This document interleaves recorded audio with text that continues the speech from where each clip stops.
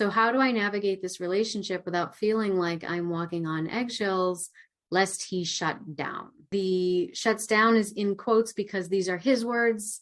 He has used this tactic to survive his alcoholic and abusive father and continues to use it in relationships.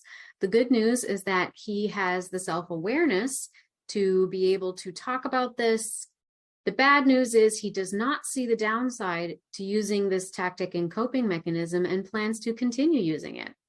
Thank you for sharing your question. This is not an easy one, especially knowing that your partner comes from a more severely abusive background. We can certainly understand the reasons why. And it's likely that in that time of their life, shutting down was, in fact, the most functional and optimal thing to do in order to survive his circumstance, right? But when we cling to that circumstance, we constrict and we prevent the opportunity for new circumstances to create new patterns of response, right? And create new opportunities for opening up. Because when we shut down to close out the bad, we also close out the good. And then we forget, or we don't even know what the good looks or feels like. And so then we think, well, this mechanism is the best thing, so I'm not giving up on it, which sounds like what's happening to him. But it's likely because he doesn't know viscerally what it means to open up and to let something in. There's no proof of what the benefit of that in his experience, right? So that's a very tough one that's a tough nut to crack, especially if if the timing is such that they're not ready to open up that can of worms, right? So there's really not a whole lot that you can do aside from show up without walking on eggshells, because his emotional shutting down, if it's not causing him distress, and this seems to be what he's communicating to you, it's because his environment, including you as a part of that environment, are adapting to his pattern, right? But the cost is your emotional well-being is the failure of his relationships because he's not showing up fully, right? And that's important in a balanced relationship.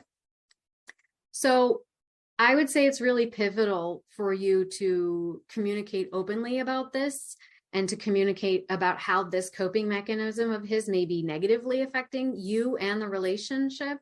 There are ways that you can communicate this. For avoidant partners, you want to use soft strategies in communication. If you want to learn more about that, I have a program, a self-directed online course that walks you through all the strategies for communicating with people that have different attachment styles. It's called Love and Ambition: Romantic Communication Strategies for Professional Women. It is communication based on attachment styles. And so there will be a link to that in the caption of this replay, which will be available inside my Facebook groups and on YouTube. So I would say there is a way to approach communication using soft strategies with an avoidant partner. Yes, but this is not to walk on eggshells, right? Because the impact that it is having on you is the negative consequence of his behavior.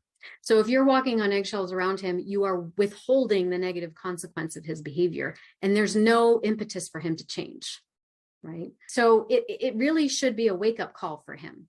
And if he's unwilling to adapt or at least work on those issues, then it really brings into question the whole viability of the relationship long-term, because it speaks to an air of caring about your well-being, wanting to be a contributor to your emotional well-being and experience, and having an air of generosity in the relationship. So creating some discomfort, your feelings may create some discomfort for him, and thank God, right? It's not about making him feel bad just for the sake of making him feel bad or trying to get him to do something.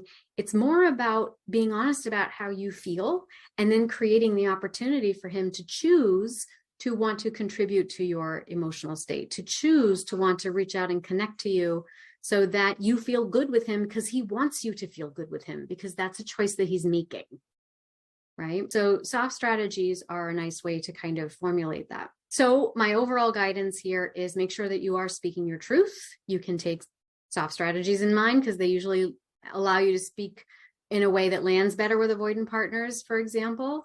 But you do want to let him know the emotional toll it is taking on you and doing it in a way that is not so blamey. So one other tip I would add here, and I talk about this more in the courses that I just mentioned, is being aware of when you're expressing your I feel statements from a place of ownership of your emotions versus a place of blaming.